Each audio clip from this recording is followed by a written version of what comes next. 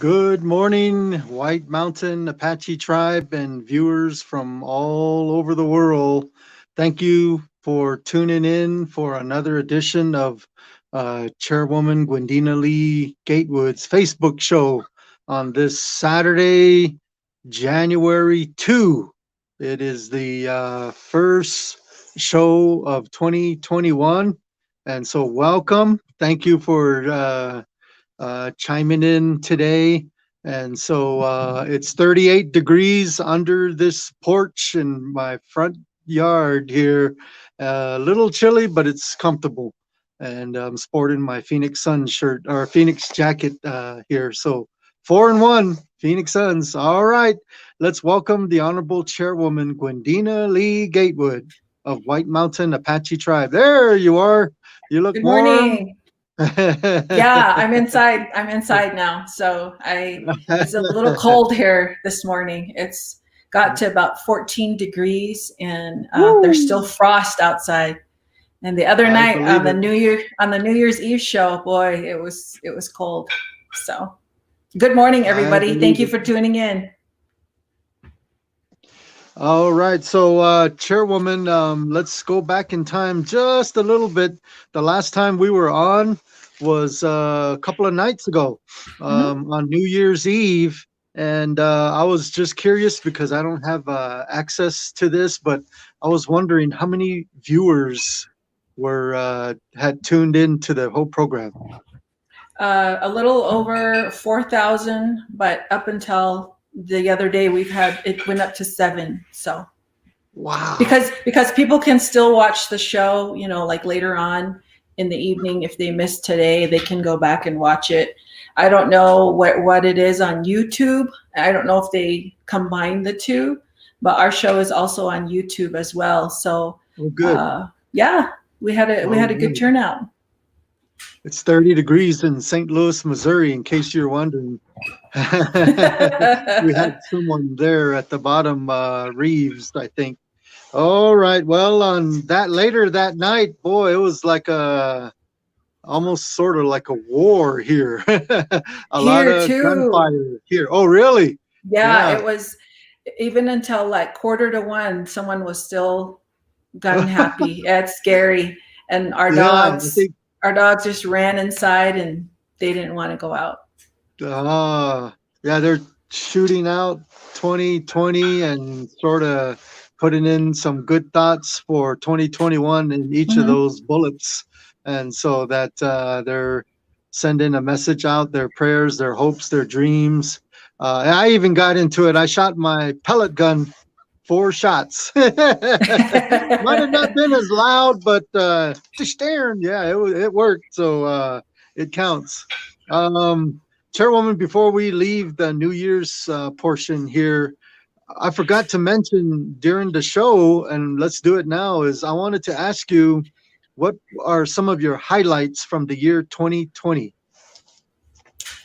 We won the earlier part. We won Tribal Nation of the Year. That was great. That was based on Johns Hopkins and all of our health professionals working to improve the health of our tribe. Johns Hopkins, they have a teen pregnancy program. They have a mother-daughter program. They have a suicide prevention program, as do Apache Behavioral Health, Life is Precious, Rainbow Treatment Center, all of these behavioral health folks coming together to help our tribal members in their times of struggle, when you know they're feeling down and out, or life's challenges has come to their door and they need their help. We've had that. We of course we had a historic election of sorts, because that was the day that the first positive arrived to the reservation in terms of COVID. And we canceled the Tribal Fair and Rodeo. Who would have ever thought? And we also canceled a lot of other events. Miss White Mountain Apache pageant was virtual. We did it all with the production of our producer, with the assistance of Mr. Susan, who is, I believe, has graduated or will graduate with his degree in film and photography, I believe, Justin Susan. And you know, the different events that came through, and the sad ones too. The tribe lost the late medicine man, who was instrumental in providing hundreds and hundreds of ceremonies for our people and for other tribes as well. We lost him to COVID, and we lost near and dear family members. And but the tribe, you know, as a tribe, the tribal council, we had to make some tough decisions, and making decisions aren't always easy, especially when you're going to get people who disagree with your decisions, but in the end, it's for the safety of all. And at the time when we made those decisions, we didn't have a vaccine. We didn't have anything. We had to respond. So everything else that was our daily duties, if you will, kind of got put on a shelf for a little bit, knowing that we still had to go back to that. But we continued to work on the EOC, declaring an emergency, you know, all of those things, all the while trying to get our kids situated, trying to get our elderly situated, those types of things. And you know, Halloween had to be different. Thanksgiving had to be different. Christmas had to be different. We had to adjust. And the one thing that ties us all together when a loved one departs is when everyone comes back together to mourn and do the traditional wakes. We literally had to just stop that and go into a different manner of paying our respects. And that can be very, very difficult at a time when you need one another. But because of this virus, that couldn't happen. And it was and still is sad, but we continue to make adjustments. And we also had the tribal council. We used to meet in person. We now meet via GoToMeetings, which is something like Zoom, which is how we are talking to you today.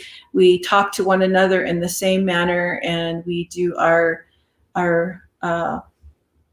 business in that way. So we had to make a lot of adjustments. Our departments had to make a lot of adjustments. But we're very fortunate for the CARES Act funding that helped out in many different ways to help our people during a time when we're in a pandemic. Who would have ever thought a pandemic would arrive? And you could add in some of your own memories or flashbacks of the year, Jerry. I was one of the highlights was sitting courtside during the Final Four game of the Alchese boys game. I was right there with Floyd Messi and Udell Opa calling the game, and so that was exciting. We had technical difficulties that time, but it worked out, and I was honored and proud to be the MC of that um queen pageant, the queen pageant, and so that was an honor too as well. And so anyways, but I think one of the also a real small minute one, but it was kind of cool to me, was do you know what chushi means? Maybe a lot of people don't know what chushi means. It's like you just woke up and you go and you do whatever you're gonna do. Okay, so I had a chushy moment, a chushy day, but I went up to Sportsman's Warehouse in Sholo, and I bought something, and a young lady was the cashier. She happened to be tribal member, and she said, "Are you Tiger G?" And so that's my call name on Canaan B when I volunteered to DJ. I didn't know her. She didn't know me, but she knew and recognized the voice. And so I thought, hey, that's cool. But anyway, while I'm on this, shout out to all of tribal members who are cashiers. A lot of them are female, younger, and I kind of witnessed something at Walmart that wasn't too pleasant. A gal named KJ or KT or something like that. But boy, she was resilient, and she went through something that she shouldn't have gone through. But it was just a bad customer who had a chushy day himself, and he was an elder, just cranky. But anyway, she handled herself real well. So shout out to all those young people, because my daughter is the same way. She's a cashier at Nordstrom's in Phoenix. So anyway, all right. Well, that's it. Nothing too big, but I have something to share. I have something to share. Okay. I got these, Jerry. Wow. Nice detail. Wow, and it's still got the fur on the outside, on the feet bottom. Yeah. Where'd you get that? Queenie Nashio, wise woman of the tribe. She's got artistic talent, and she presented them to me. And boy, I love these moccasins. And she gave them to me in a humble manner. She's a hard worker. Jerry, we've seen videos of her with her chainsaw cutting wood, and she's an elder of our tribe. And she also loves animals. She is not shy about her faith and her leaning on the Creator. Just an overall gutsy woman, but a love for her people. And I am so honored and grateful for the pair of moccasins. And I am very, very thankful. Thank you, Queenie. Very kind gesture. I always go backwards here. Yeah. and this right. This was made by Alberta Antonio, the earring set. Yeah. So Alberta Antonio, another Apache lady with great talent, and she's always got a smile and a gentle personality, and her and Emerson, really appreciate them. So okay, well, very good. I guess we can get with the program here. Oh, before we do, I wanted to tell all of us, if you don't mind, yesterday I walked into the house and it smelled like China wok restaurant. I was like, oh my gosh, what's cooking? My wife made stir fry. Started out with the purple onions and then the Ooh. green and bell peppers. I can't even talk today. And she added mule deer meat. Mule deer Oh, meat. Man, that was so champion. That was great. But it just smelled like China Walk is professional cooking there. So shout out to my wife. Thank you very much. I love you. Happy 2021, Mrs. G. And we will move forward again. All right, Chairwoman. Well, today it is still technically lockdown. And so it continues into, can you expound on that? lockdown will end tonight at 8 o'clock. And Thursday, the tribal council met with the EOC at the request of EOC, and we passed 2 resolutions. We have continued the ban on alcohol on the reservation, so that will continue. And our police department, law enforcement court, all have a copy of that resolution for any violations that are occurring, and that will be applied. And then also the second resolution is a moratorium on resolution number 11/2022-90, and that's in regards to the alert system. The council directed EOC to reevaluate the current trends of the COVID-19 pandemic and amend that alert system, especially with the new year. And here are some of the reasons for that. The COVID-19 vaccine rollout plan. Before, we didn't have the vaccine, so we were doing a lot of stringent measures on lockdowns, shelter in place, all of those things. Well, now that we have a vaccine, and IHS, I believe, has vaccinated about 1,000 people so far, and they're doing it every week, and they are on the ball with that, and we're so grateful. We're grateful for our contact tracers. They're doing an after action review of this entire lockdown and shelter in place that we have been in.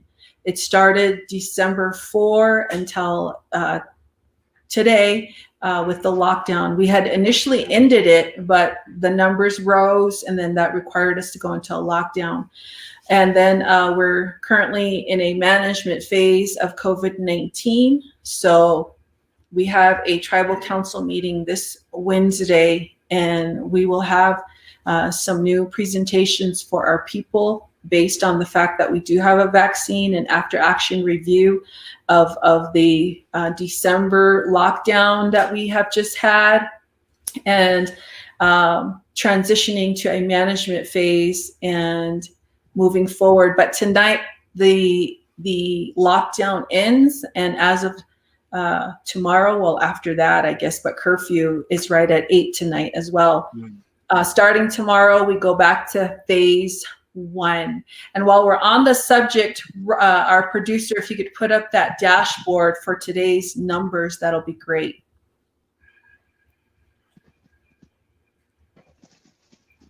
Yeah, And that's this dashboard is, yeah. Okay, here we go. The current active right now is 144 cases. The number of positives from yesterday, that number 19, that means from yesterday to today, 19 people have been confirmed positive. From April to now, we have tested 17,842. And the number of positives since April 1 to now has been 3,381. The number of negatives, 14,343. The number of deaths is 42. And the ones that have recovered because of your prayers, because of they're fighting the virus, and they have overcome the quarantine, 3,195. And pending is 1. And this was explained that pending is when they're waiting to have it tested. Before, IHS had the capability to test right then and there so that we knew right away. So pending was 0 for a couple of days. And that was because they had a certain kind of test that allowed them to do that while they had it on hand. And I believe right now, they're having to ship it out to Phoenix and get a 24-hour turnaround time. Until they get some more of those other tests that allow them to test in-house, we're going to have pending numbers that show up. Otherwise, IHS does have the capability to do the test, and we can know within hours who's positive or not. We don't know the name. We just get the number disclosed to us. And if you can see down there on the bottom, the number of deaths in Arizona, it's very, very unfortunate. It's 9,061. And the number of cases in Arizona is 539,150. And the number of people tested have been over 3 million people. And you can see over there to the left is by county. The highest county is Maricopa. It's shaded in red or maroon, but the community risk is widespread. So, and with that said, we do have another variant virus. I believe it's B117, they're calling it. It's a faster, it's more contagious. All the more reason to get your vaccination and continue to still wear your masks, wash your hands, stay socially distant. You know, it's been a struggle, but with this vaccine, things are going to be a little bit, you know, more improved than they have been before. Okay. Well, what I heard is that the lockdown ends tonight at 8. Also, the curfew begins at 8, so you more or less just got to say you can move around at 5 a.m. Go ahead and run your 5 miles at 5 a.m. tomorrow, but just stay at your homes all this time today and into the night. Curfew's at 8 o'clock and police are enforcing, so keep that in mind. Also, that we move back to phase 1. So phase 1 is a little less stricter than shelter in place and all of that, but you know, just continue to pay attention to the local news on KNNB 88.1 in White River and 89.9 in CBQ, and KNNB online at knb.online live. And then also Chairwoman's Facebook, she updates regularly, so that's your way of staying informed. And so just keep your ears open and don't let your guard down. Chairwoman, you mentioned also, or I saw that the total number we've had ever since April 1 of positive cases from White Mountain Apache tribe, or at least people that live in this area, is 3,381. That's wow. That's a lot of people that have been affected and afflicted with this as well. And so it doesn't discriminate, this virus. It don't care who you are or what you do or it don't care nothing about that. And so we have a really awesome special guest right now with her own testimonial out of those positive cases. She's one that's willing to share. And I really strongly advise you all to pay attention. Share her story with your elder parents or elderly, those that are maybe not willing to listen or complain a lot. Listen to our guests and share her story, okay? It's a Chairwoman, I'll allow you, go ahead, introduce. Renee, we all know Renee and her family. She comes from a strong family. Unfortunately, she's one of the ones who has had to face this challenge of COVID-19. And I just wanted to invite her today. I'm very glad that she accepted. Renee Garcia. She is a very strong woman with children, and I wanted to invite her today so that you could hear her personal testimony, what she went through, and just how much COVID-19 can affect you. It's not to be taken for granted. It's not anything light. So welcome, Renee. Everyone watching, please let's welcome her. Good morning. Thank you for joining us. Chairwoman, thank you for inviting me. It's so good to see you and that you have returned home. Our prayers have been answered in that respect. But Renee, what did you think when the virus first came and you first heard about it? What went through your mind? Well, I've been in the medical field for like 20 plus years, so I was really interested, and I started doing a lot of research on it just to prepare my family because I was keeping tabs on the virus itself, reading up and on the history of it from other countries, China, Spain, Italy, and just to know what was coming for us. So I wanted to be prepared to prepare my family because of my grandchildren.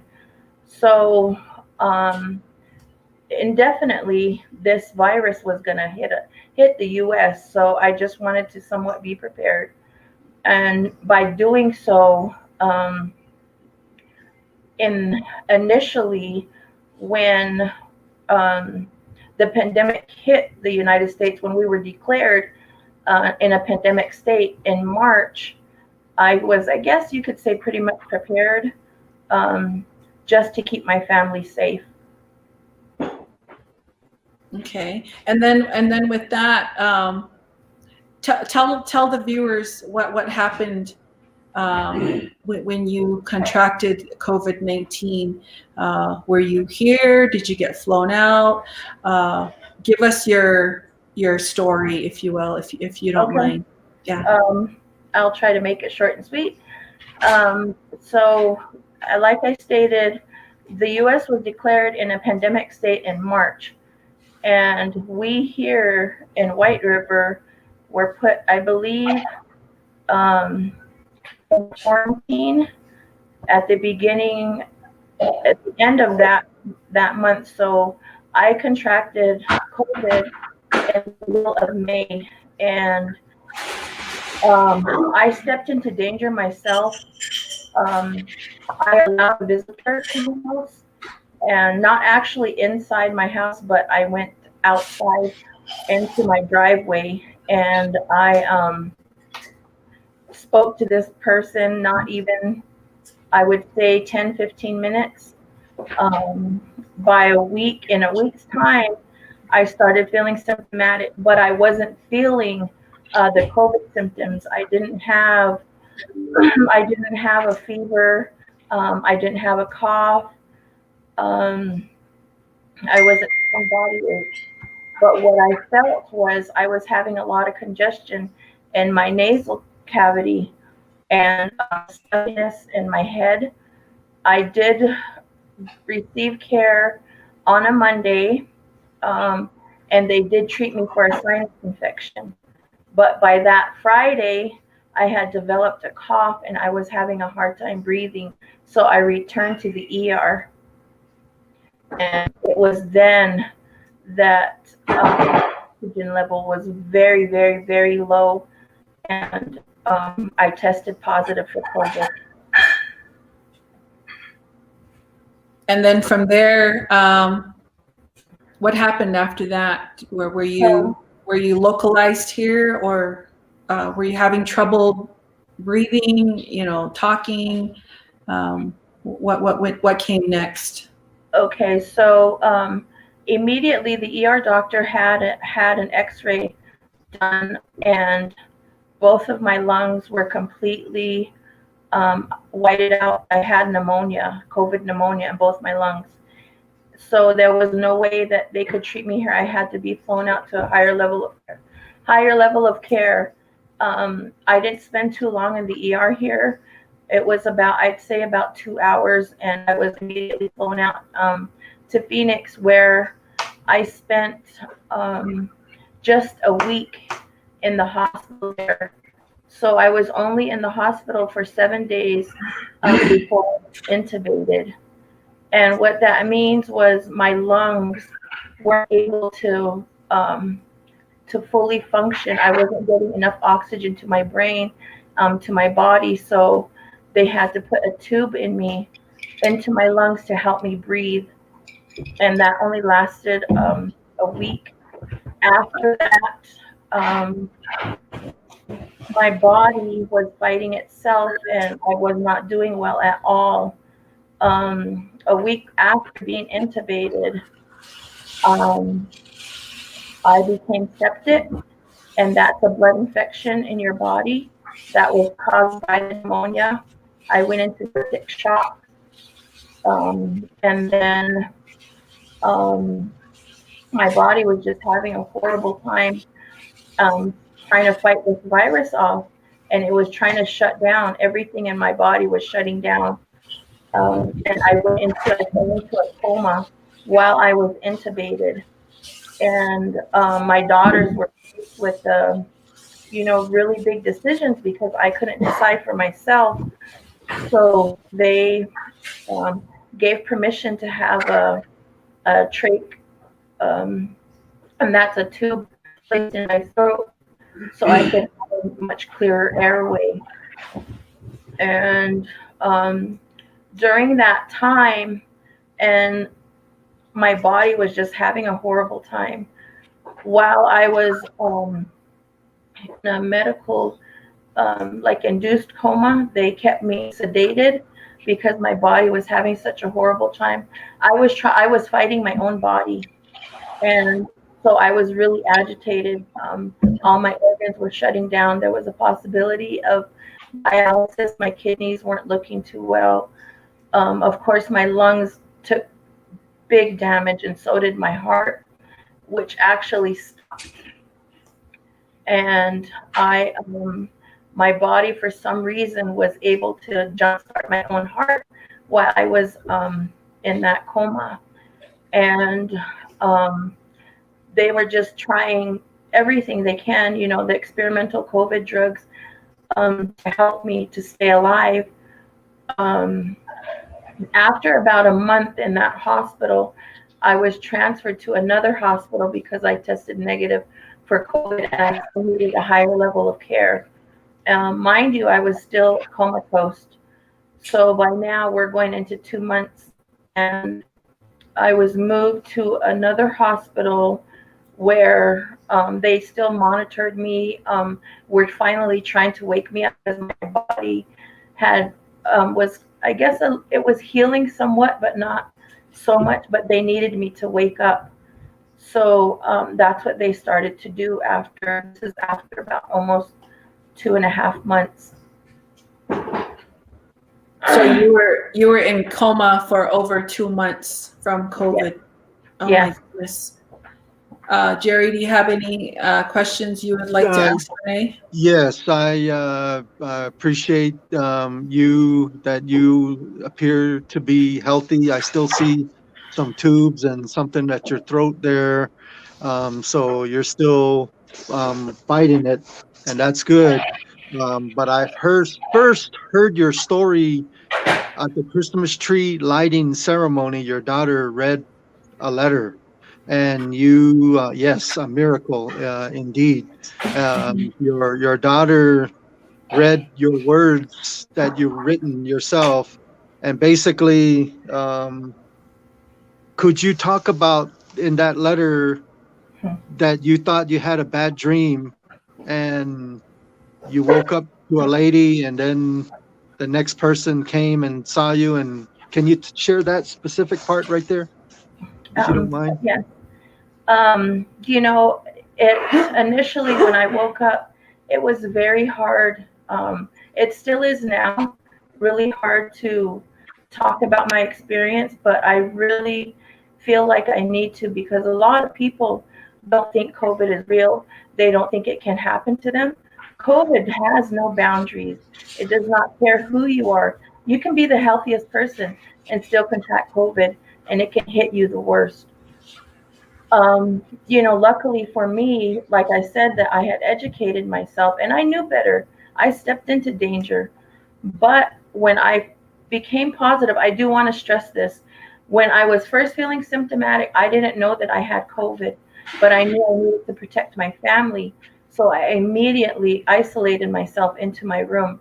And I told my children not to come into my room, only to give me food. And if they needed to, that they would wear a mask. And so that whole first week I was feeling sick, that's what they did. And by doing so, I protected my family. I did not come out of my room. And I'm so fortunate that my family did not contract COVID. So, masking up and taking those precautions are very important. We all need to do that. We all need to do our part, because, like I said, COVID knows no boundaries. It doesn't care who you are. So, anyway, in doing so when I was in my coma, I was having very lucid dreams. Now I know they're dreams. And initially, when I came out of my coma, I felt and thought that they were real. I was not in a good place. And this is what really amazes me. And I know that God and the power of prayer are real, because only He could take me out of where I was. And, I was a bit upset. I still am, because I think I'm a good person. I'm not the perfect person, but I try to be really good and a good person, a nice person. I try to help people when I can. But the place I was at, I guess the way I interpret it told me I'm not a good person, because I don't think anybody would want to be there or be where I was at. Or maybe it was just God's way of showing me, that this is a possibility, and I need to advocate on the dangers of COVID. And that's really my goal now. But anyway, back to my coma state. Like I said, I didn't know, but I was having lucid dreams, which I can interpret as lucid dreams now. At the time, I didn't know. I felt like I was living in this real awful world. And there was different dreams that I was having. It wasn't just one dream. I had many different dreams. I saw many people. Some people I know from a distance, but I dreamt about, they were in my dreams. You know, it's really hard to talk about. I wasn't in a good place. What really made me upset when I found out that I was in a comatose, in a dream state, was that initially I wasn't praying, and I didn't call out to God when I know better. You know, was raised in a very prayerful, faithful family. My parents, taught us to pray and to believe in God and the power of prayer. But for some reason, I didn't, until I couldn't handle it no more. The place I was at, it was an ugly place, and my children had gotten in trouble, and at different stages in my dream. So I just couldn't handle it anymore. And before I was entering that awful place, I couldn't handle it anymore. And I actually fell on my knees, and I can remember this. And I called out to God, and I asked him to please help me. Why are you doing this to me? And right after that, from what I can remember, he brought me just out into this. And I want to talk about this, even though it's really hard for me. After I asked God to help me, I walked out of water, and I was just kind of a little amazed and just freaked out. I walked out of water and into a building, and I told the person sitting behind the desk, my name is Renee Garcia. I've been missing for a while. I need to get a hold of my family. I know they're worried. My sister is Leanne Lacapa. She's the principal of our local high school. I'll just say hi. I need to get a hold of her. So right after that, then I was in, all my family was there. My siblings, my nieces and nephews, and I was in a glass room. I'm assuming I was submerged in water. So I'm assuming I was healing, and that was my rebirth, because right after that, that's when I started waking up from my coma. All the glory to God and all the prayers that were said for me. There's no other explanation. After being what my body went through because of COVID, and not everybody's going to go through what I did. Everybody's body takes it differently and can handle only so much. But from what I understand and what I know medically, I should not be here today. My body suffered tremendous damage. My lungs took a beating. That's why I'm still wearing oxygen. I went into respiratory failure. My other diagnosis, I became hypoxic, which is my body wasn't receiving enough oxygen, because of my lungs, the capacity of it. So that's why I'm working on now. And after I woke up, I was in another hospital. I was in unfamiliar territory. And that's when I found out that I could not breathe. I had a tube in my throat. So I started to automatically panic. And I was on a feeding tube. It was the hardest place to be, because I did not have my family. And I know, not only from that situation, but just from experiencing and being around people who are sick, I know for a fact that you need your family there. You need them to touch you. You need to hear their voices to help you heal. I didn't have that. And that was very tough. I think that's why it took me. I know that's why it took me a long time to heal. I'm sorry. It's hard to talk about. But Well, thank you so much. Wow, that is incredible. You didn't share that part at the Christmas tree lighting. You said that you woke up and that you had some wicked nightmares. You thought you were, just barely waking up. Come to find out, a nurse says, "Oh, you're back. Welcome. Hey, it's good to see you." And then she leaves, and then the doctor comes in, and then the doctor says, "How you doing?" Is, "Oh, I'm okay. I'm a little tired. What's going on?" And you don't know. The doctor says something like, "You don't know?" Like, what? You've been here for 2 months, yeah. and your jaw dropped, and like, what in the world? So anyway, it's good to have you here. I'm gonna try to make you smile here. I don't mean any disrespect here, but your No, that's dad, okay. your dad was the only man who dipped me at my wife's wedding. We had Apache Spirit playing, and he come out of nowhere and put $20. So I have no choice but to dance with your dad. And so he's dancing with me, and then whoa, and my head goes way back there, and like, oh gosh, and everybody's laughing. But anyway, that was all good. And your mother is so cool. Was so cool. So we all went to church together, and so Renee, you are an inspiration. You're awesome. Yeah, truly. Thank you. Yes, Chairwoman. your story has indeed touched a lot of people. Just look at everybody's comments. They're saying, "We love you, Renee. We've been praying for you, Renee. God bless you, Renee." All of those support. And when you were coming home, you had one heck of a welcome home signs for you. And it just shows the love that our people have for you and all the others that have been struggling, from COVID. And I admire your courage, your testimony. And when you give a testimony, it helps others to realize she's been through a lot, and she relies on the Creator to help her through. And that's going to help others as well. Your story is going to help a lot of people, Renee. And thank you so much. You're an inspiration. You're a fighter.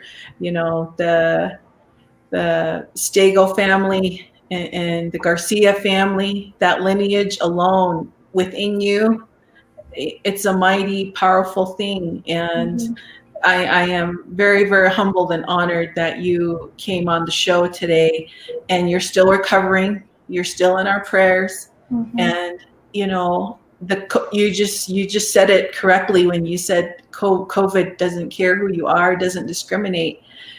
We all read.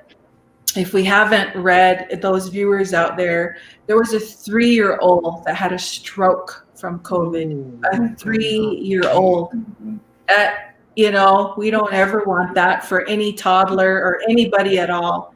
And we need to continue to do our protocols so that we avoid the hardship. And the vaccine is here. You know, when it's your time to go get vaccinated, go get vaccinated. You'll need 2 shots. And we're so grateful that you are home and that your girls are taking care of you. And just know that we all love you, and you're always in our prayers. And you're getting a lot of encouragement there. You have influenced a lot of people. Jerry? Yes, real quick before we go back to Renee. Renee, in your letter that your daughter read on the Christmas tree lighting ceremony in downtown White River, you ended off really strong. I liked how she read it. Basically something along the line of those that are saying, COVID's not going to bother me. I run 10 miles a day. COVID's not going to bother me. It bothers somebody else.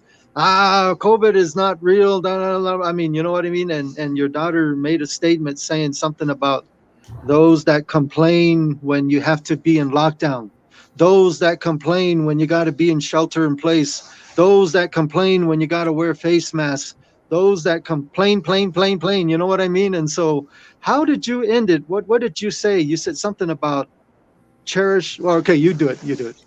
What did I say? You said something about be safe rather than be. It was like, don't complain about being bored at home. You're safe at home. Something along those lines. Yeah. Well, but before I go there, I also would like to say, after I came out of my coma, I was placed into a rehab facility because I had lost all function to my legs. I lost the muscle. When I woke up, I didn't know that I couldn't walk. So I had to learn how to walk again. And I was put into a healthcare facility where I had to work diligently with their staff, their physical therapy staff, to build a muscle in my leg and learn how to walk again, and also to build the strength in my lungs to get off the ventilator, which took a lot. It took me away from my family. I was gone all summer. I was gone for 5 months, and it had just it felt like it was less than that. And I can't stress it enough that people really need to take COVID seriously. It's the hardest, loneliest battle. Spiritually, I know I had God and my parents with me, but physically, I couldn't have any visitors, and that was very hard. Nobody wants to go through that. I'm very blessed to have had all the prayers for me.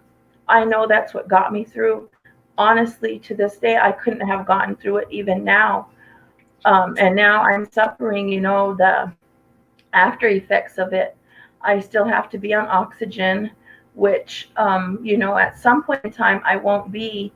But right now, my lungs took a beating. So I have a lot of scar tissue where I'm not still getting enough oxygen to my body and to my brain. So I have to be on the oxygen. So everybody needs to think twice. COVID knows no boundaries. It doesn't care who you are. We're not stuck at home. We're safe at home.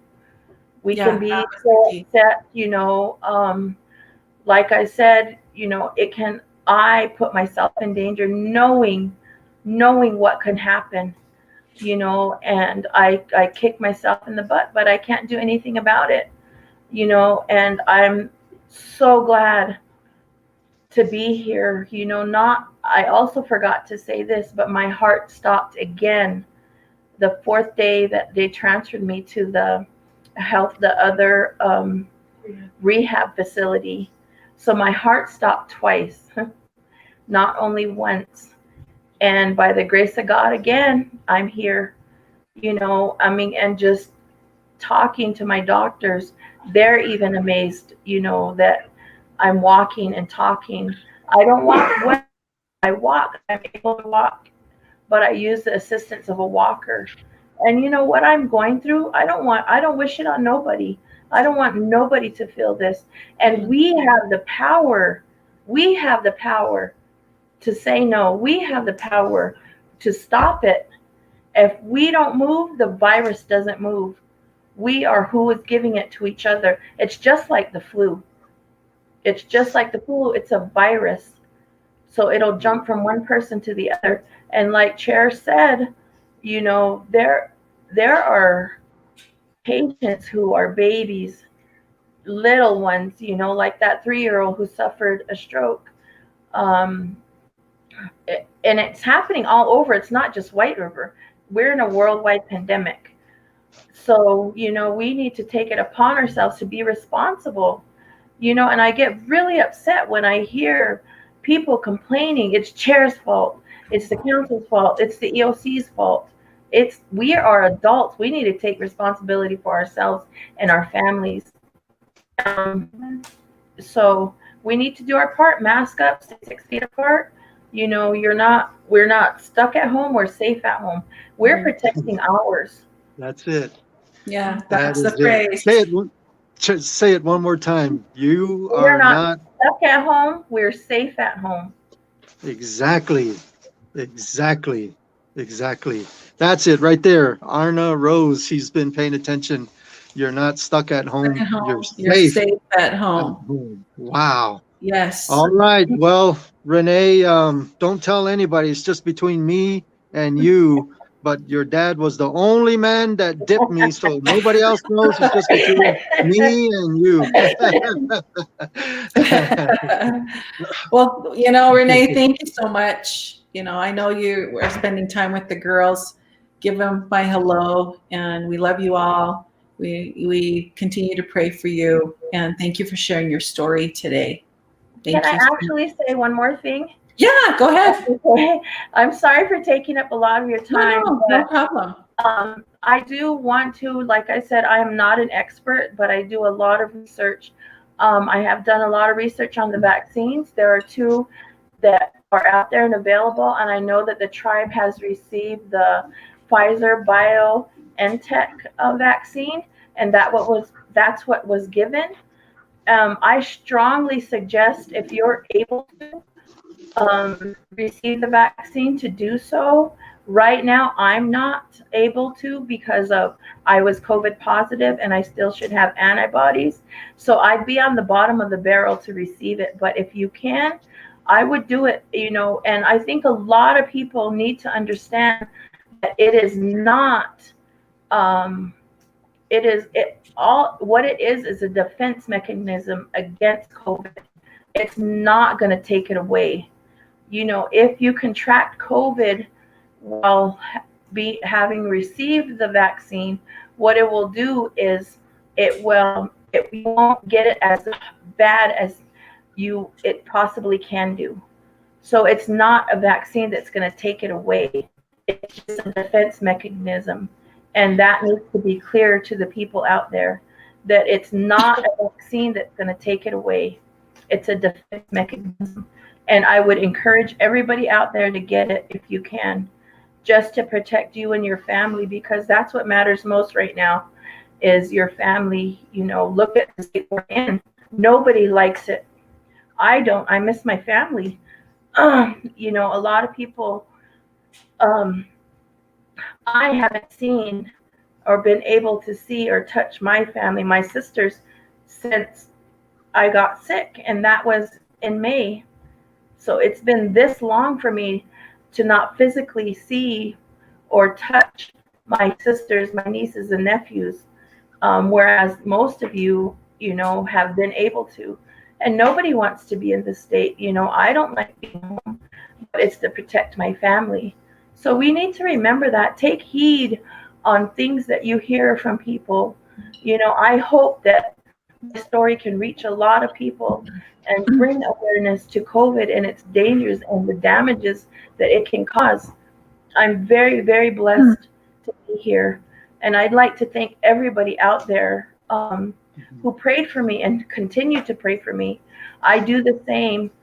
You know, I was really surprised when I was released to see the love of our people. You know, I didn't know there was going to be a motorcade. I didn't know all that I meant as much as I did to all the people that showed their support to me.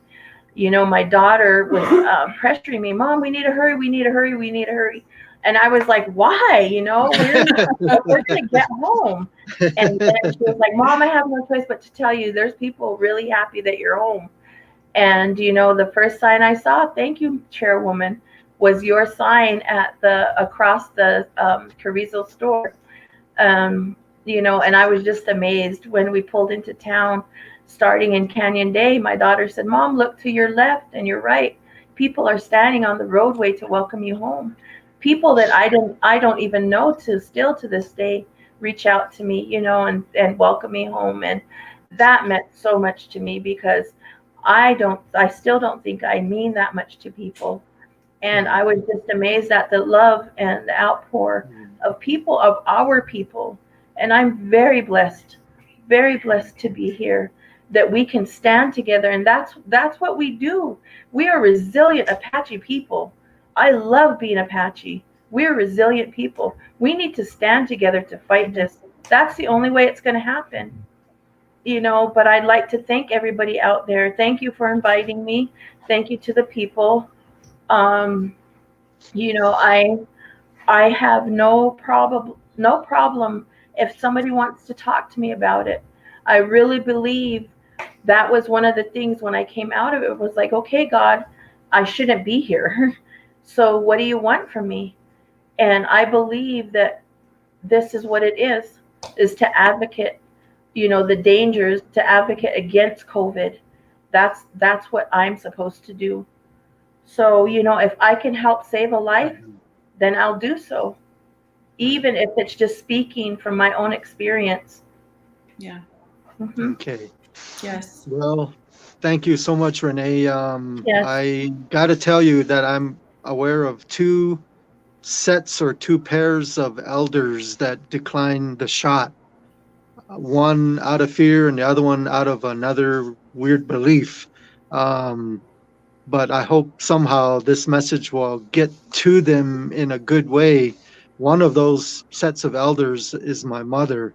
And I think my father just follows whatever my mother does, you know. But she's actually also in fear of the actual shot, the needle, I think. I guess that's where my thing comes from too, because when it's going like there, I'm gonna try to look and think something else, you know, and before you know it, it's already done. But to watch the actual, oh, never mind, let's not even go there. But yeah. So you say get stronger, get well, and I'm so glad you got out of that water, and the first lady at the desk made you go this way somewhere, and now you're doing it. So Yes. wow, awesome. And you know, it's not easy. It's not a walk in the park. I have to work hard. I have been working hard from day one that I've come out of my coma. So, you know, it's been months, and the little strides and steps that I make, to me, are goals. You know, I can't stress it enough. You don't want to be there. You don't want to be here. And it's possible. It's possible. And I can't thank God enough for saving me. By God's grace, I'm here. We're so grateful. Nohi in Danos ini ku Renee Garcia Perez no ichahatsi jo di con di COVID-19 tuntel hanaya baudiyai a battle tako ye yo chenjai no chida Allah das in Allah abichihira sege hanari yoshi baby chodi abente Nini ka jo iziso kiche that is Ziki alze ajo biji zole le e biji the con nani na ndiu ya na stiola how kerihni to how built usira awadash kona atout it's on di ni what's escati vaccine big esen teshi be wa honka big eldan big pa ande ko ye was ka nafti the guys ande ton tell hana you tehni go san bikayo ka nai dishi la she didn't eat la big eldan she ta di she what's escati she jodi le ndio on ka ho ni o ta in zelo an se ho handi is it nantan then tehe ton tell hana yo ni gustan tehe bikayo sai kayo di is it ba azahila e kero nanko kero takleyu takta ta hoye kerish ni ro le shi bi wa do jona wada kinish kara do ze bego wa yuro chentera ibi wa e kicho di la ki tsihi ki what's esketo e ki ya narizik hayu nako di virus kettle takleyu das chen i chen now kat do kat na wada nin kara ibi wa Asia ba idi da bisau is it do tera ne la karisa no house ne na ken ki what's esketos era go be wana ensket be wa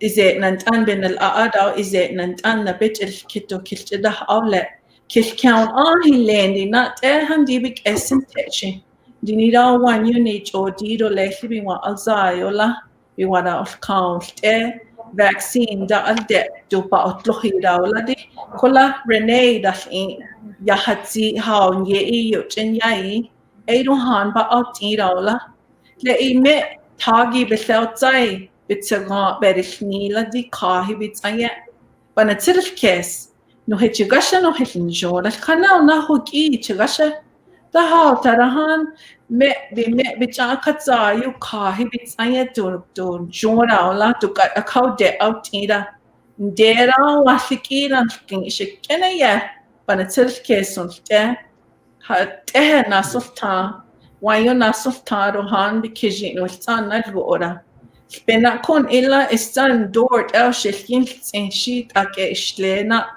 dini das ist te bi that el dis kosna door shifkin sin he bachis tin you shahal shichigashe ku nastana nsi asia da isi bana tilke sun te beshinti ibera hambich as it see you do ha era da we atita da han kaari de on di ha era diniro han das ni ha yo bioli yo kis ot ara bi han bi dajit na gai do bonsera bifto ni ha yo han bi dajit na dai do bonsera na izik le yo na izik ke wayo da ayesha do ha yo han dat elbije bis on ke hora aye khane na baranosa da ko o kha bis chokasle ana Niteji del hanai zehto le sibiwa bik eldan no itaris indi not ndena si hosto ni okahi bitanya no hicho dila ejeron tayo ba kyosera no hi sayo wayo di Facebook show we done of inchi kachuro hat el hayurahan klai kara diko hiche yaresti diko benauva ta nastihi bitanya dini kari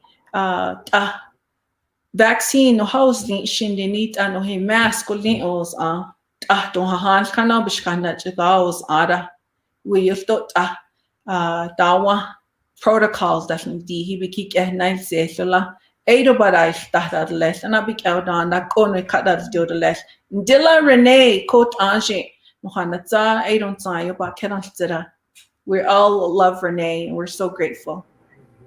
Thank you. All right. Thank you. Yes, thank you. I love you also. You know, I was really, it was a lonely place, you know, to when I was finally up and able at the rehab facility. And what brought joy to me was Chairwoman had actually, she sent me a card there, And I was showing that card off. I have forgot to tell you that, Gwendena. I was like, this is from my chairwoman of my tribe. I was showing everybody because if you know me personally, I'm a vibrant, happy person. I'll talk to anybody. You could be a stranger. I can't in a line at a grocery store. I talk to anybody. So I made a lot of friends at the my rehab facility. So I showed off your card that I received from you. I wanted to thank you. You're very welcome. I'm just glad Hey, to see you. Mr. Producer, you had a thing there earlier from Renee's college days. There she is. Yvette Wow. Yahola says, my college friend, love you Oklahoma. so much. That's my From Oklahoma. Wow. All right. Yes. Okay. Many, So, many years Chairwoman, ago. yes. Thank you, Renee. You're welcome. Maybe my mother and my father are watching. Maybe, I hope. Maybe my sister Geraldine might be watching, and maybe she can share this, what I'm going to say to my mother and my father. Mom, Dad, I love you very much. COVID-19 is still here. I don't think it's going to go away for a while.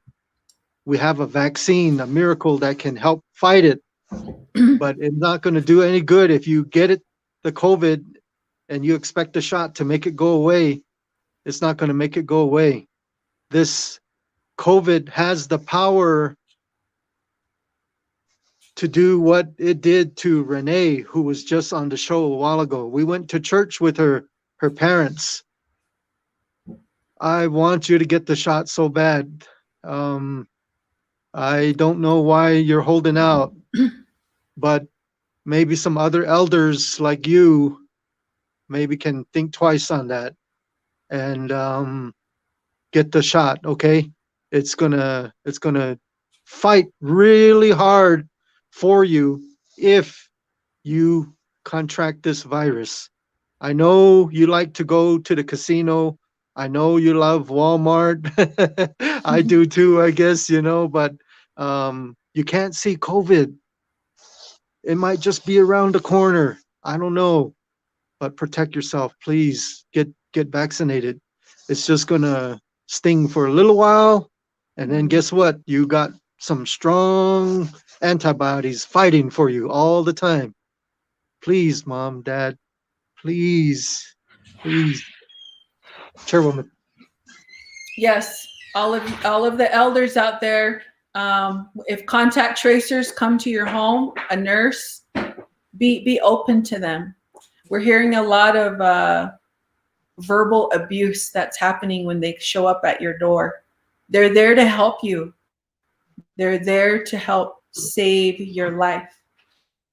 Welcome them, Okay. help them, cooperate with them. It will really help. Other tribes, I was just talking about this the other day. Some other tribes, they don't have contact tracers. They don't have an EOC. They don't have wellness checkups or CHR, where they go and check your mail, where they bring you food boxes. They help you. They don't have that. It's a you're on your own approach. Right. But here we are Chairwoman, so lucky. We are so lucky to have that. Yes. if someone, Mom, Dad, if you get this virus thing, it's almost like that too. You're going to be on your own. I can't go into your visiting room. Jeff, Geraldine, Peanuts, Pauline, Linda, your best friends, nobody can visit. So please, please do that. Okay. All right. Well, Chairwoman, Cardinals 24, Rams 21. It's all happening tomorrow, 2:00. And yes, go Cardinals. Come on. Come on, Cardinals. You can do it. So I'm going back to the first score that got me perfect at the week 1. And so 24-21, Cardinals going to win. Sorry, Bradley. I used to be a diehard Rams fan, but we need this so bad in Arizona. Come on, Cardinals. So you heard it right here, Chairwoman. Yeah, it's too bad you had a guest from the EOC, but she got too busy, I guess. But she's a diehard Cardinals fan, and that's JT Nashio. But Yeah, yeah.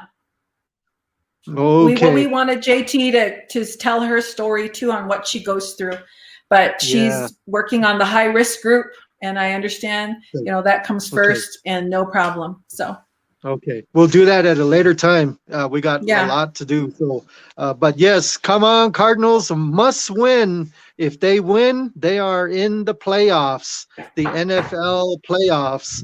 And so Cardinals have tendencies to look like a Super Bowl team, and then at the same time, they have tendencies to look like a high school team. Ugh. So come on, let's get it all together, and hopefully we'll we pull gotta, through. yes, Yes. we gotta keep it going. And maybe Renee, maybe you can put a small prayer for the Cardinals, Renee Garcia. Okay, police video. Let's go to the police video. Chairwoman, talk about that one. Yeah, here we go.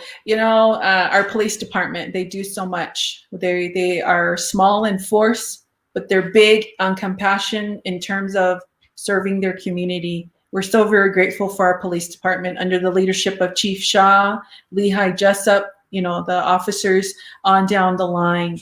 They do so much. They go through so much. Right now, with the lockdown and with all of this COVID, most of them haven't had time to spend time with their families or to take their kids, just for ice cream.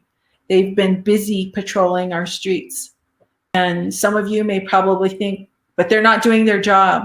They are doing their job. They're doing it as best as they can under the circumstances. But we also have to help them by obeying the laws. Don't speed. Don't drive fast. And you'll get there in time, and be mindful of pedestrians, be mindful of the laws that we have designed to allow you to live in peace and harmony.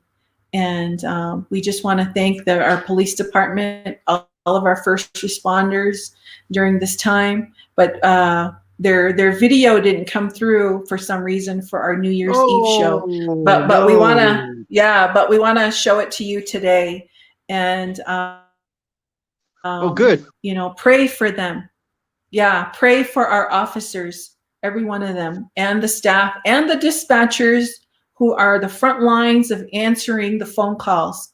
To be a dispatcher, you have to have a strong mind. You can't cave into pressure, and you have to help a person on the other line to calm down, to get the information so that help can be sent on the way. So, Mr. Producer, if you could please play that video at this time. Hello, I'm Officer Edison. Hello there, I'm Sergeant Cantu. Hello, Officer Feller. Hello there, Sergeant Palmer. Here to tell you to mask up. Also to wear your seatbelt and don't drink drive.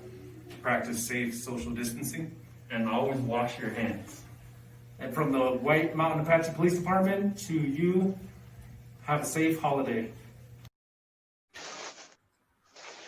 All right. They're doing an awesome job under the circumstances. So, is that a Alchese face mask? Yeah. They will have starting school. Wow, I already fogged up quick there. They're going to restart school on Monday. So parents, caretakers of the children, the White River Unified School District, school starts again on Monday, January 4, this coming Monday. And so it's back to business for the tribe, back to business for school, back to business all everywhere. So today, enjoy this free day, and tomorrow, but back to school. And so, yeah, White River Unified School District, they're going to be working hard at it. So with Blue Ridge, CBQ. Read often as you can. Chairwoman, back to you. Yes, kids, read. It will really help you in your studies, in your ability to solve problems as you're going to school. Parents, encourage your children, and make this a great school year, even though there are challenges right now. Encourage your kids to wear their masks. wherever they are, whether that you're going to go get gas and they can't stay at home alone. If they're younger kids, put them in their seatbelts, buckle them up, help them to start young to learn about our laws and why we need to do those. Jerry? Okay. Also on the horizon, or probably already taken place, is the federal government is issuing a second round of stimulus funding for the people of United States of America. And so we're a part of that. Be patient about that. Chairwoman's office or the council, they don't really have a whole lot to do with that. So just be patient and wait for your stimulus from the federal government. And best advice is to use it in a good way, the proper way. Okay. And so the stimulus is coming. All right. Well, Chairwoman, maybe in the future, kind of it's back to business. COVID is still here. I know that because I'm hardcore ASU, and ASU basketball canceled their last 4 games. Last 4 games because of COVID. And so I'm here at home. We're locked down, and I'm always looking for sports. Today's the Fiesta Bowl. That'll be good. It's right here in Arizona, and you have featuring both quarterbacks that went to high school in Arizona. But little stuff like that, I try to look forward to. I build up, and so sports does that. But COVID-19, it's still here. And so just take all the precaution. And maybe, Chairwoman, in the future, we can invite Deborah Holland. She's the new Secretary of the Interior. She's from New Mexico, born in Winslow, Arizona. It'd be nice to have her on our program. So that's coming up soon. And Monday, we'll be getting right back into probably planning for more food distributions and finding ways to help our people, and so we're going to be busy. So Chairwoman, you have any thoughts before we go to the last video? It'd be great to have Deb on the show. This is historic, the first Native American to handle our interior office in DC. And she's our neighbor in New Mexico. And she's drawn from her own strengths to get to where she's at. We all admire her and thank her for her leadership. So we are more than willing to have her on the show. And I look forward to working on that to make that happen and to, have a discussion with her. And that'll be great. And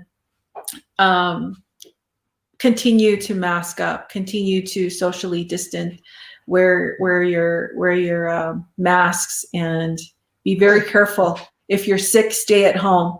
If someone in your house is sick, have them wear a mask. You wear a mask to limit the spread, but keep them, as Renee said, isolated so it doesn't, spread out. And air your house out every now and then.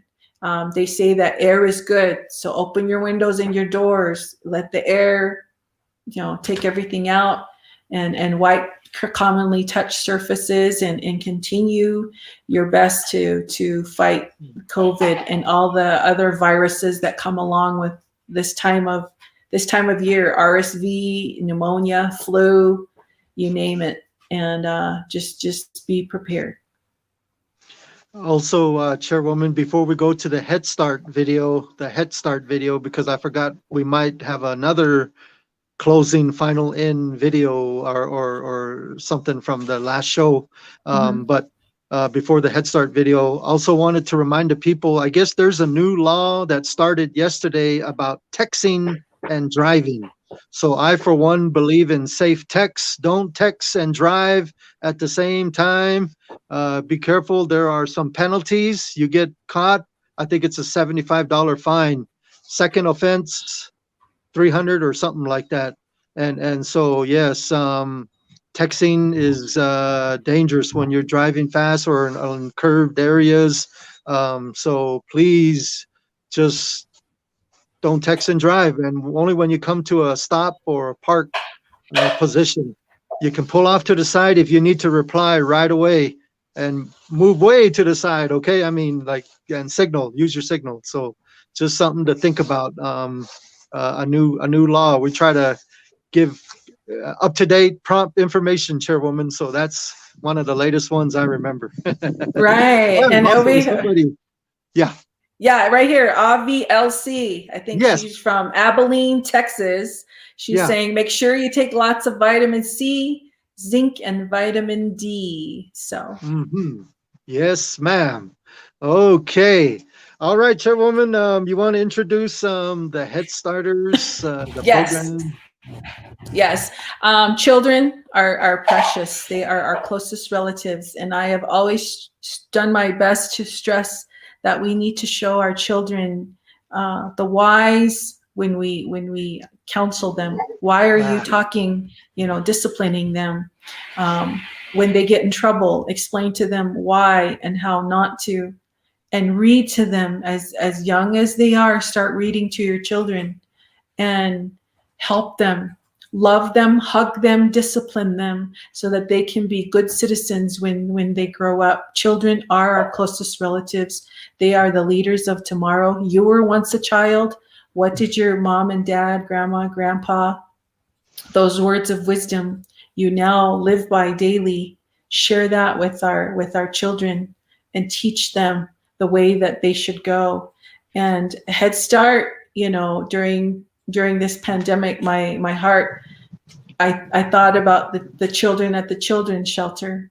There's 2 babies still over there, and last year I was able to spend some time there and carry those babies, just carry them in my arms, and they didn't have a family to go home to during the holidays. Keep them in your prayers, and keep all the children in your prayers, and teach them the right way and the correct way. Teach them how to pray and pray with them.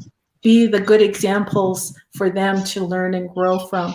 Yes, we make mistakes, and our children have to live through our mistakes, but we make those things right.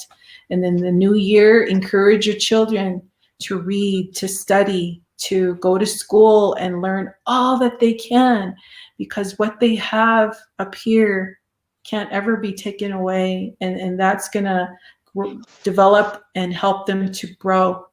No hechagashara ko elbich yarati joba keranti no hechagashara khana na kuki dag o bich yarati el yati tehi handi shaya bichiri tehi hatwa bishin tehi bichida hanle ekara we shishinjo awan nestishte erin tihiwa di el anle kari koyoriste baun ya aya dak o bon ahibiwa Bistarostiw, handin ye ima itach le you da chigasha bich le you da cool da tera bich da itzind edge and zihon da ko bishnat zik ye bichon wayo nasulta sa doha ara ile yura sira ha de bichon Naspil bitjak how big and not he kitch us a taxi le you able on start able it had be the be by yansili on the be tell adil zito le libiwa yatin stehi or jaka hindi bes on ka ni wayo hayo nasuf tayo ako da ni wayo da haji big el dan akunda no restaujon no ha aussi to les ana di video e chigashit esejo ba kensi no resto karanofte da ko da haje chigashit elbije yarti or les para of kan bira terabici indes da le ke eye no ha no hitara this in to les libiwa ana di video we done it's from an earlier video, but it's about our Head Start children and children in general. We love all children. And parenting never came with a how-to book, neither did children, but that's the blessing of life. You have the children and you become their parent, their guide until they go off on their own, and what you taught them, they take with them And you always keep them in prayer, that they walk on the straight and narrow path, and teach them to never forget our Lord and Savior, our Creator. And with that, I introduce you to this video, and I hope you enjoy it.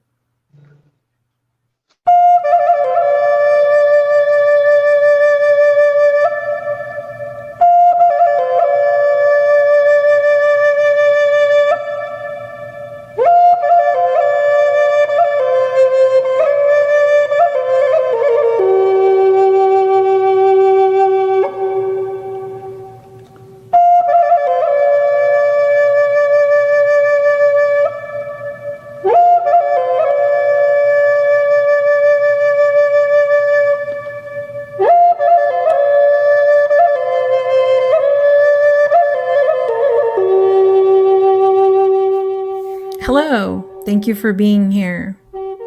Our homeland, the White Mountain Apache. We are blessed to live upon our traditional homeland of more than 1.6 million acres located in northeastern Arizona. We have 26 lakes with landscape varying from beautiful Sonoran Desert to tall ponderosa pine. We have whitewater rafting in the summer, trophy bull elk hunts in the fall, skiing in the winter, and flowers of every kind in the spring. We are a four-seasoned destination. Today we are here to gather together in regards to all of our beautiful children. We were once their age, full of anticipation, hope, faith, and we are doing this for them and many others not yet born. I want to tell you today about the Apache word and concept of land and mine. In our language, we say Nit. It means the same for land and our mind. We are a people held together by common values. All of us across Indian country have perseverance, love of family, governance, culture, language, connection to the land, to the water, and the community. These values are what has kept us together when faced with laws and policies that were established to try to destroy our people. We've adapted from one generation to the next, and you are here today because you care about the children of our future, the Head Start children. And the Head Start children are so beautiful, and each one has a unique ability to obtain many things throughout their life. And I have a prayer for them. They are wonderful kids, each destined for a road leading to accomplishing goals. O God, our eternal Father, as thy servant, bow before thee in prayer on behalf of these young people scattered over the earth who are gathered today here. Please smile with favor upon them. Please listen to them as they lift their voices in prayer unto thee. These little children, please lead them gently by the hand in the direction they should follow. Please help them to walk in the paths of truth and righteousness and keep them from the evils of the world. Bless them that they shall be happy at times and serious at times, that they may enjoy life and drink of its fullness. Bless them that they may walk acceptably before thee as thy cherished sons and daughters. Each is thy child with capacity to do great and noble things. Keep them on the high road that leads to achievement. Save them from the mistakes that could destroy them. If they have erred, forgive their trespasses and lead them back to ways of peace and progress. For these blessings I humbly pray with gratitude for them, and invoke thy blessings upon them with love and affection in the name of him who carries the burdens of our sins, even the Lord Jesus Christ. Amen. As you can see, children are a gift from our Heavenly Father, and you here today have the unique responsibility and sacred obligation to help teach these children so that they may grow to be good citizens as they become adults. And I applaud you for your efforts. And from the White Mountain Apache, we share the same common goals and the same mindset that children are indeed our closest relatives. So let's come together and unite to continue the fight to raise children for good, that they may be good, responsible citizens of the future. Thank you.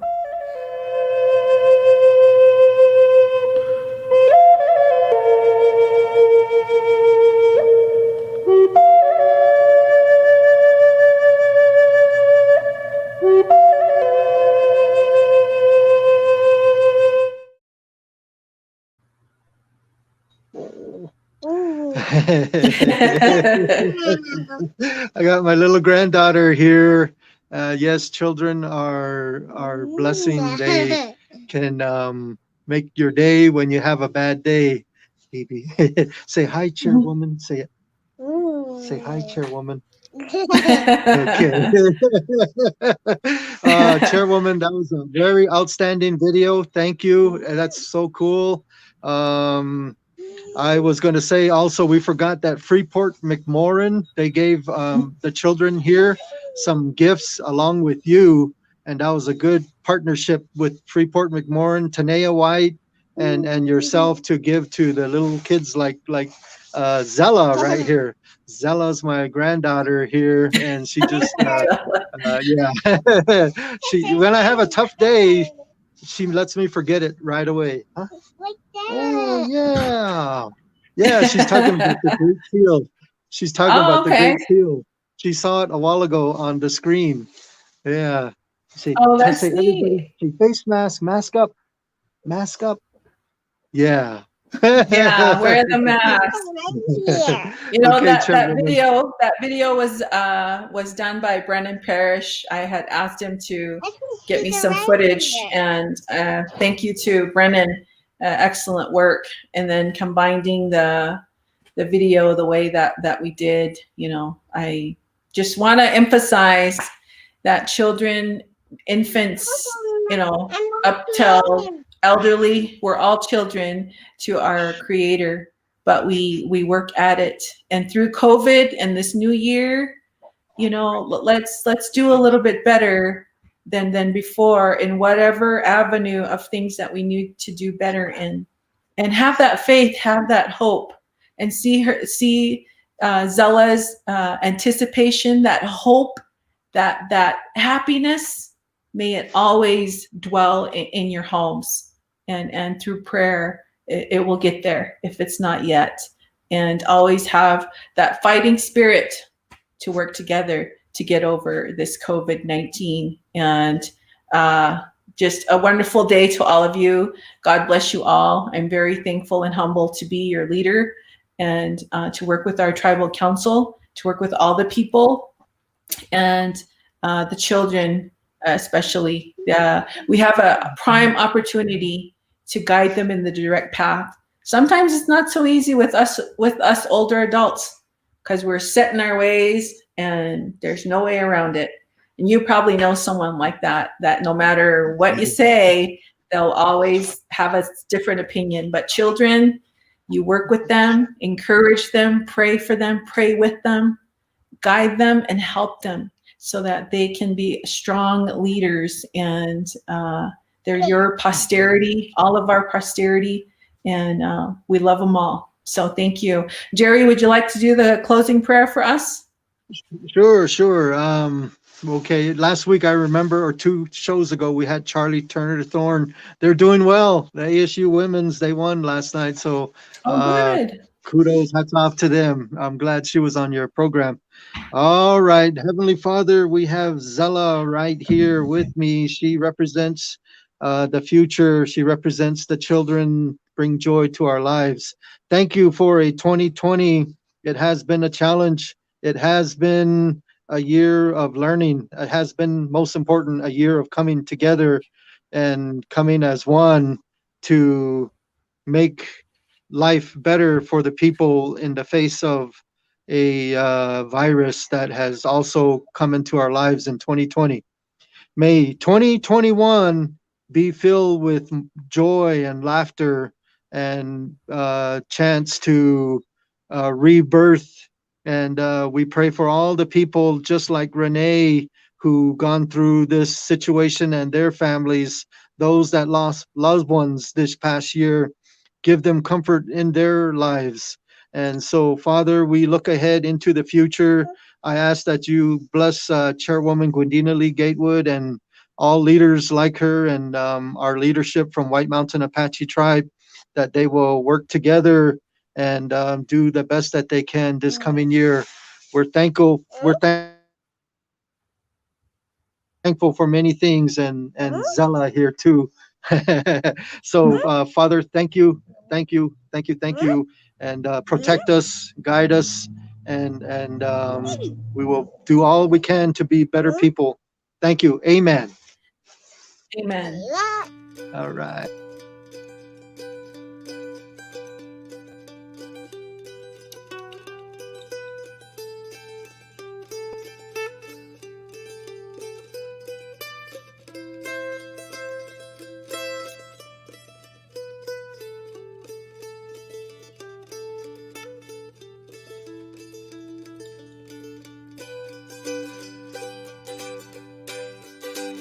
Should old acquaintance be forgot and never brought to mind? Shall old acquaintance be forgot in days of auld lang syne? In days of auld lang syne, my love, in days of auld lang syne, we'll share a cup of kindness yet in days of auld lang syne. Dear, dear, dear friend, I can't believe that you're gone. Your voice echoes in my head whenever I hear our songs. If you were with me here today, we'd turn it up and play.